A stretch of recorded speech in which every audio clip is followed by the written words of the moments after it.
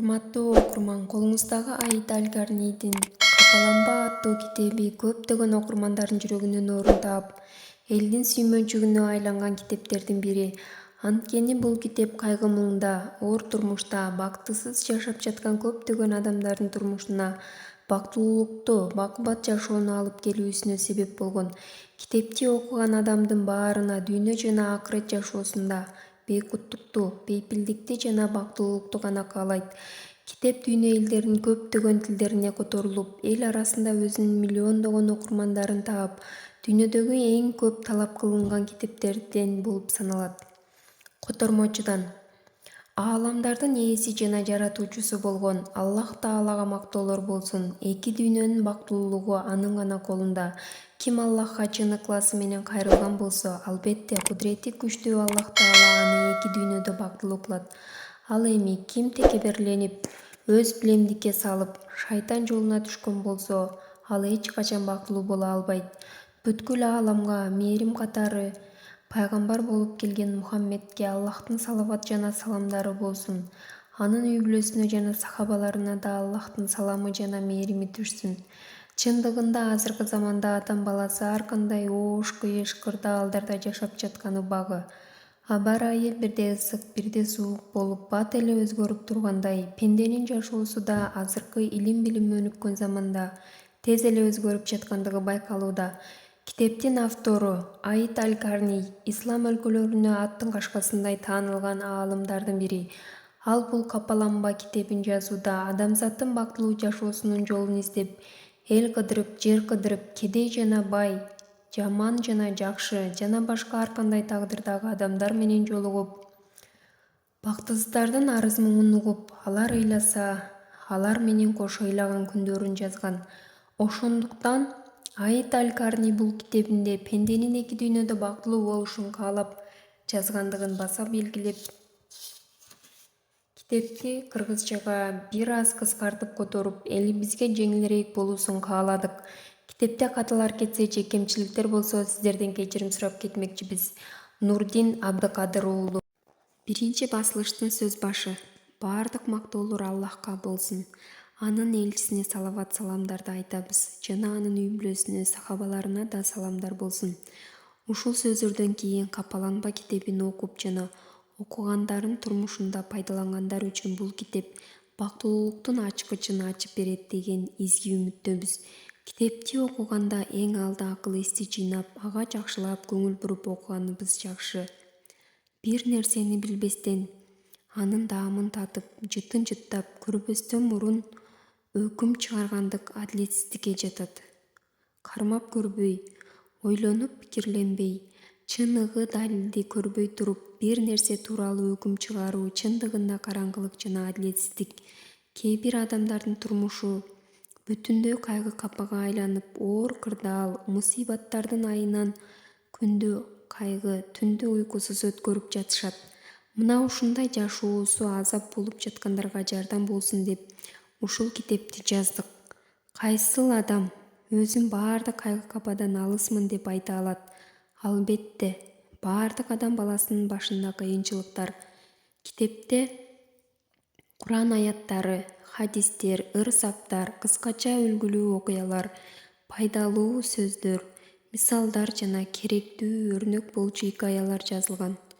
Бул китеп бактысыз жүрөккө, кайгыга түшкөн руханиятка, үмүтсүздүктө жашаган инсаниятка арналып, турмушта болгон окуялардын ичинен өтө орчундуулары тандалып алынды. Бул китептин сага айтаары: кубанычта болуп, бактылуу жаша, жакшылыкка умтул, сабырдуу бол. Дагы сага айтаары: бул жашоо кандай гана жакшы, укмуш жана кооз болгондой, сен да ошондой болуп жаша. Бул китеп сенин кетирген каталарыңды оңдоп, ошону менен бирге адамдар да жана сени курчап турган жалпы чөйрө менен кандай мамиле кылууну үйрөтөт. Албетте, бул китеп сени туура жолду кабыл кылбай, өзүн билемдик менен тандалган жолдон катуу кайтарат.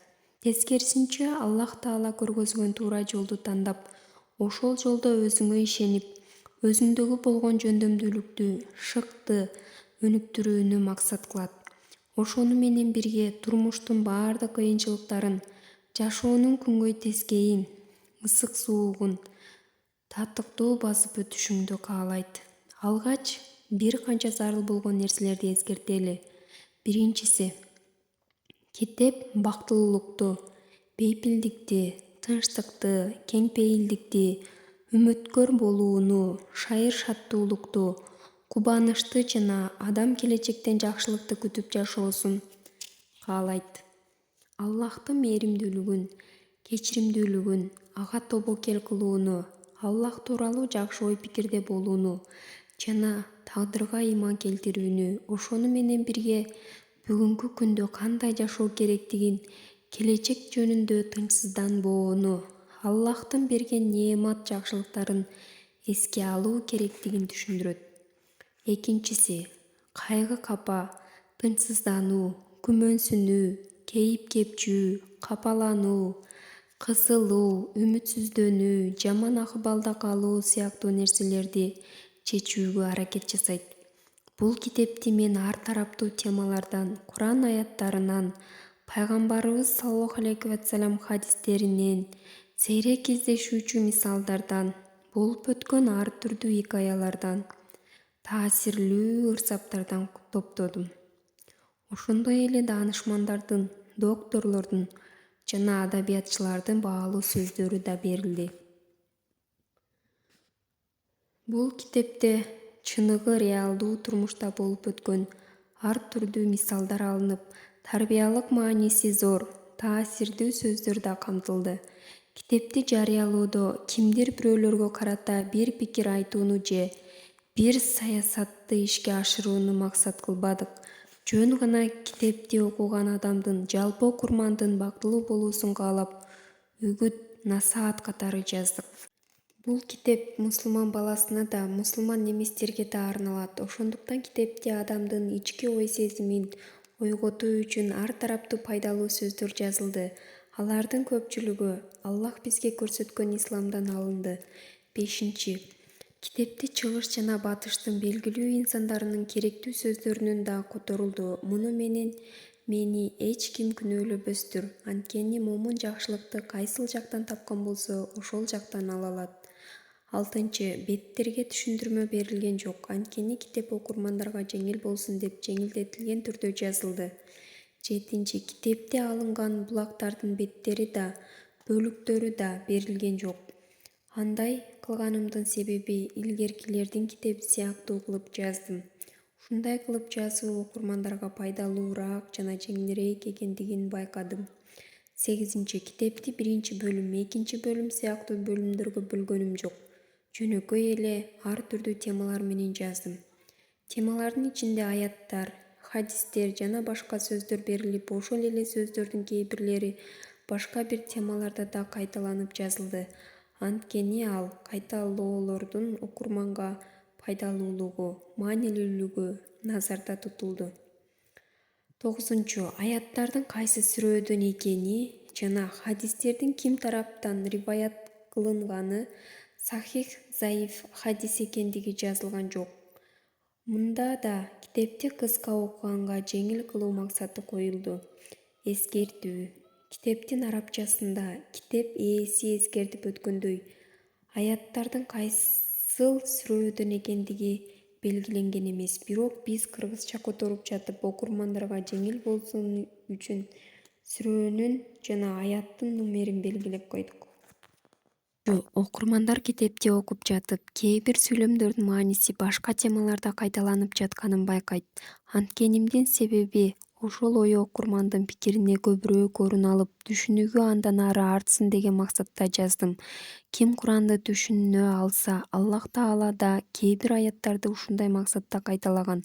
Китепти окурман журтчулугуна тартуулап жатып, бул эмгек окурмандарга адилеттүү, ачык айкын, түшүнүктүү жана туура көз карашты алып келүүсүн Кудайдан сурап кетмекчибиз. Бул китеп жумурай журтка арналып, эч бир коомго, топко, заманга, доорго же бир шаарга, мамлекетке арналган жок. Тек гана бактылуу жашоону каалаган баардык адамдарга арналат. Китеп ээси Аид ибн Абдулла аль-Карни